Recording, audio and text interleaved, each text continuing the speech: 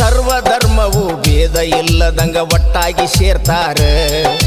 ಸರ್ವಧರ್ಮವು ಭೇದ ಇಲ್ಲದಂಗ ಒಟ್ಟಾಗಿ ಸೇರ್ತಾರ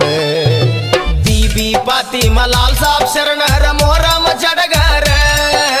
ಬೀಬಿ ಫಾತಿಮಾ ಲಾಲ್ ಸಾಬ್ ಶರಣರ ಮೊಹರಂ ಜಡಗರ ನರಗುಂದ ತಾಲೂಕು ಹಿರೇಕೊಪ್ಪ ಗ್ರಾಮದಾಗ ನಡಿತೈತಿ ಬಲು ಜೋರ